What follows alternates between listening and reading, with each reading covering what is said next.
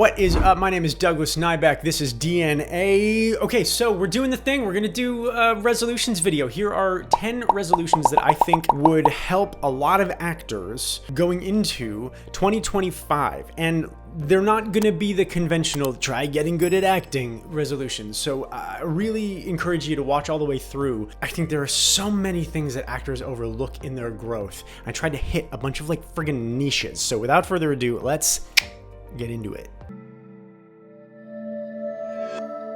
All right, I got my Christmassy shirt on. I got eggnog in my coffee. Let's go. It's been a festive time, or it's about to be a festive time, depending on when we release this. All right, so the first resolution I've got is to read a book called Story by Robert McKee. This book is a book that I read first because I wanted to get better at writing. It was recommended to me a bunch of times. I was a young writer and I was like, I don't need to know structure. I can shirk all the conventions of storytelling. And then turns out all my scripts were bad. And then a friend of mine / client at the time was like, have you read this book, Story by Robert McKee? And I was like, no. So I did. And the first 100 pages of this book are all about, one, the power of story, two, the psychological understanding of what story is for society, three, the power of story structure and how unbelievably important that structure is to audiences and to writers. And what ended up happening as I was reading this was like, oh my God, this completely transforms the way that I think about how I perform. Film and television is an incredibly structured medium. The feature film covers a 3-act structure, right? Certain things need to happen within all those 3 acts, and they happen structurally almost identically from feature to feature to feature to feature. Same thing goes with the 5-act structure of television, hour-long television. Same thing goes with sitcoms. Every single thing that you're going to audition for has an established structure. Before I knew what that structure was, I never knew fully what my responsibilities were as a performer in any given moment. So now if I get an audition and I'm either working it for myself or working it with a client, the first thing I do is I look at page count and I'm like, okay, page count here means we're in act this, which means that this is the point of the storytelling that we're in, and this is what the story needs to accomplish in this moment. And we factor that into our understanding of what we're doing with our performance. In so many instances when we're auditioning, we're put into a situation where we don't have very much information. Breakdowns are generally pretty cryptic because they have to protect intellectual property. Very seldom are you going to get access to the full script because they have to protect intellectual property. And the only thing that we can really know is that we don't know very much. And we have to piece it all together. You know, it always makes me think of that sequence in Jurassic Park where they're watching the DNA strand being like, we plugged it with frog DNA. That's kind of our job as an actor. But it's a lot easier to fill in the gaps if you understand the DNA that exists. And that DNA is structure. So the more you can become a student of structure, the easier your job is going to become as an actor. And Story by Robert McKee is going to be the fastest way to learn that. Man, is that book good. Read it. Okay, next is get your health and wellness on lock, both physically and emotionally, and don't turn the video off. I'm not going to be here being like, you need to get jacked, or you need to listen, it's beauty standards in this industry are an entirely different video to get into. And in discussing this one, I'm just going to discuss something that was true about me. So about 2 years ago, I quit drinking. I was like, I'm going to take a month off. That was my New Year's resolution. I was going to take a month off. And I finished that month and I was like, I feel a lot better, but I still keep craving drinking, which is probably a problem. So I kept going until I got to 100 days. And then by the time I got to 100 days, I was like, wow, I have all the same problems and I feel completely different about them. And so I quit drinking altogether. I had also set the goal of I wanted to meditate or do breath work every day for a year. And I did that as well. And that was the year of the strikes. That was the year of the SAG strikes, the WGA strikes. That was the year that the industry almost completely shut down. It was an unbelievably challenging year for myself and all of the actors that I know. It was probably the best, most transformative year of my life in terms of growth because I set that resolution for myself to quit drinking and to start doing meditation and breath work every day. It meant that I lost friends because a lot of my friends were drinking buddies. It meant that I had a really hard time going to parties. It meant all sorts of things. There was a tremendous amount of struggle that happened as a result. And there was a deep fundamental knowing within myself that these were changes that I wanted to make. And other things happened as well. I replaced that dopamine hit that I got from alcohol with rock climbing and with working out. So I became very conscious of like, oh, I'm having a rough day. I feel I need to go cultivate some dopamine. And then in doing so, what also happened was I lost about 35 pounds and got a lot more fit. So that led to, in this year, 2024, me booking a lot more because I looked a lot more like the guys in film and television who are booking more. And I don't want to go into that conversation about aesthetic. It's something that I do talk about in my online classes, and it is something that I'm going to make a video about here. It's also just like, oh man, it's a tremendous way to make everybody angry at you. So I'm not going to do that here because it's Christmas time and I'm happy. But resolutions about health matter. Also, like, listen, when it comes to mental health, I'm not ever going to tell an actor what they need to do, but I can tell you that going to therapy changed my friggin' life. I've talked about it a lot in different videos. I still go to therapy, in periods of my life where I'm struggling, I go a lot more often. In periods of my life where I'm not struggling, I go much less. Knowing that it is a resource for me is unbelievably valuable because it means no matter what happens to me in any way, I am not alone. Man, the value of that is bonkers. So, health, wellness. These things are important. New Year's resolutionize them. Woo! Start watching movies with the sound off. Speaking of my drinking days, sound off, subtitles on. Speaking of my drinking days, one day I was in New York City and I was at a bar and I was like, I'm drinking at a bar, waiting for a friend to be done work. Fight Club was on the TV. And obviously there was no sound, but there was subtitles. And I was like, well, I got bourbon, I got Fight Club. And in watching this movie with just text and no noise, it became immediately apparent to me how unbelievably rich the entirety of performance is and how incredibly fixated I was on my lines. As if the dialogue is the most important part of the scene. The dialogue is very often the least interesting part of the scene, and nothing is going to make you realize that faster than picking your favorite movie full of incredible performances, turning the volume off, and watching it just with subtitles. So do that. Check it out. It's going to be life-changing for you. Or like maybe not life-changing, but like changing. It'll be good. It'll help you be better at acting. So next is work on your memorization game by memorizing hard things. If you find yourself being like, oh, I'm not good at memorizing, pick a Dylan Thomas poem and memorize it. I did not invent this. In fact, I heard about this from Anthony Hopkins, who is both one of the greatest actors in the history of time and space, and also like old. He keeps his memory sharp by reading complicated poems. So whether it's Shakespeare, whether it's monologues from plays, poems are cool because we very often, like, who friggin' reads poems? It's 2024. Like, we're on TikTok. So it forces your brain to think about something that is vastly outside your, normal experience. And it is shocking how much better it will make your memorization process because you will be doing something way harder than you were asked to do when you get a set asides for like a TV show. So do that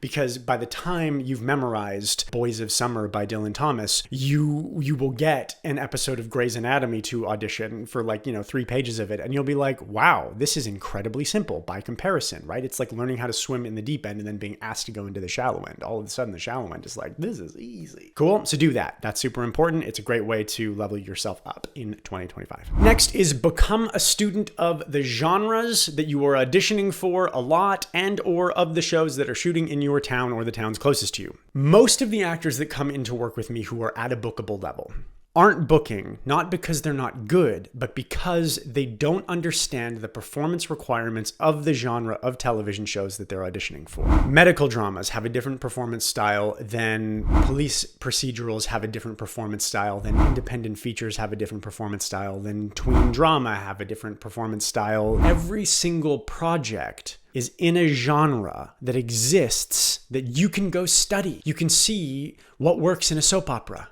What works in a CW show? What works in a superhero project? How are the actors performing? What's the coverage? Is it predominantly a close-up driven medium? Do these things live in a wide? Is it sitcom? Is it like the performance styles of these genres are extremely specific. And part of the job of an actor is learning, okay, not just can I do this? Am I good at acting? Which of course you gotta, that's a big part of it. But in each audition, I'm being asked to do a specific thing in a specific genre that has specific performance characteristics. Do I understand those things? If not, How can I learn them? Spoiler alert, you learn them by watching the TV show. It's the best way to do homework. Watch the show, see how people perform. Okay, next is consciously cultivate connection and eye contact in real life. I am terrible with this. My default on camera is not to make eye contact because I'm staring into somebody's soul. And like when I'm coaching, for some reason, I'm totally fine with it because I'm like always looking for the lie. What feels untrue? What is the actor not? When are they not going into an impulse that they are feeling? And I'm looking for that. Of course I am. It's my job. But as soon as I'm on camera, I have to force myself to connect that way. I had a really, really hard time with it because you'll notice here in these videos, I take a lot of my ether thought down to the floor. I often disconnect to think about things, and that would often take me out of the frame, right? So, and then if the camera doesn't see it, it didn't happen. I started to go out into the world, and when I was like buying groceries or when I was like talking to somebody who was trying to sell me something, I would make a point to really make a lot of eye contact with them and connect with them. Because if in my day-to-day life I am cultivating the habit, then it's going to be easier when the pressure is on. But if I'm only trying to do it when the pressure is on and never when the pressure is off, I'm going to be way slower in learning how to feel comfortable with that kind of connection. So I'm not saying like somebody who's like mean or crazy or like, is going to mug you, don't like just be like, it's you and me, buddy. But I am saying in your day-to-day interactions, it can go a long way in making you feel more comfortable connecting on camera if you're consciously cultivating that skill set in real life. Okay, next up is play a video game if you haven't done it. And this might seem weird, but listen, the biggest entertainment releases of the year are not movies, they are video games, and it's not even close. Video game costs about $70 US. Then they sell millions and millions and millions of those.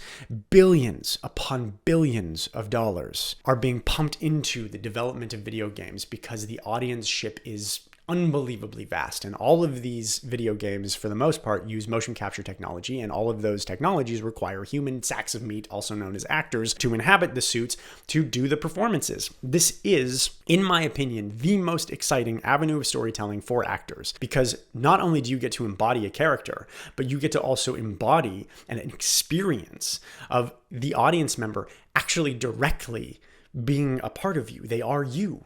You are them. What an incredible experience. It is inherently interactive, not consumption-based. Number one, play a video game because similar to what I just said about genre exploration, this is the biggest growing genre for performers in the world right now. And if you don't know how video games work, then you're going to have a much harder time auditioning for them. I coach a lot of people for video game auditions, and often the first thing out of their mouths when they come in here is that like they don't play video games. And I'm like, why not? I'm not saying you have to it doesn't have to become a hobby of yours, but take a look at them. See how the performances live. See what the experience is like. At the end of the day, this is a form of entertainment where actors are making a living. And if you don't understand it, then you should probably educate yourself. Okay, next, take a class that challenges you. What do I mean by this? I mean that if you are really good at audition technique, but you are scared of emotional connect, go take a Meisner class. Get into that beautiful flow of repetition and riding that wave of call and answer, listening and responding, freeing yourself up emotionally. Take a class that puts you into your discomfort zone rather than keeps you in your comfort zone. If you are great at emotional connection, but you're not booking work, then start working in a class of audition technique or work with somebody one-on-one. I mean, it could be me. Let's be real about it. Shoot me a DM on Instagram or TikTok and learn audition technique so that you can put your best self forward when you're auditioning, and I promise you it's going to book more. If you're uncomfortable with volume and diction or accents, like so many film and television actors are because they didn't go to theater school, so they didn't learn this stuff, get in touch with a voice and speech production coach. That kind of work is really important. If you're disconnected from your body, take an Alexander technique class, or get into yoga, get into Pilates, get to the gym, start rock climbing, do things that take you out of your comfort zone rather than reinforce and cultivate more comfort. That is how you should approach class in 2025. Also, sidebar, try singing. Take a singing lesson. It's a shocking way to explore emotional depth because it's just a beautiful exploration of voice and breath working in tandem with like a beautiful art form. It makes a huge difference with people. Like there are a lot of people that I know who start taking voice lessons and just like the first times that they start doing it, they just can't stop crying. It happened to me a bunch. It's happened to a lot of people because there's often a disconnect between our emotional process and our physical vocal instrument, and singing just like, oh, it is like pouring oil onto that engine and things just start to flow. So just do a little singing. Sometimes you got to just sing. It's, it's Christmas. Be all like chestnuts roasting on an open fire. Go nuts, okay? Just sing. Next, get a notebook.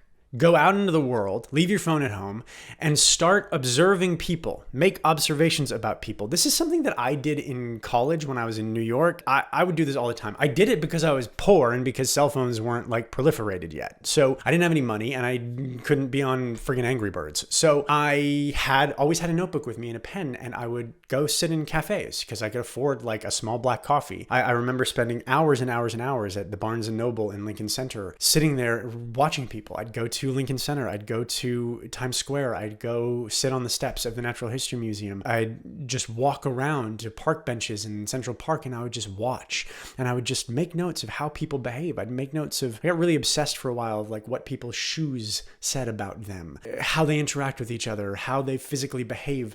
You're an actor. Your job is the human experience, to understand and embody what it is to be human. Are you actually taking time out of your life to go and observe? I cannot overstate how valuable doing that at a foundational level was for me as both an actor and as a writer. And it also just got me curious about people. I did it because I was broke and didn't have anything else to do. I encourage you consciously cultivate that, because we are in a world right now that is increasingly telling us to disconnect from each other. Your job as an actor is connection. So the cultural narrative is taking you away from something that is the non-negotiable core of what you need to do for a living. So shuck that trend. Don't disconnect. Get off your phone.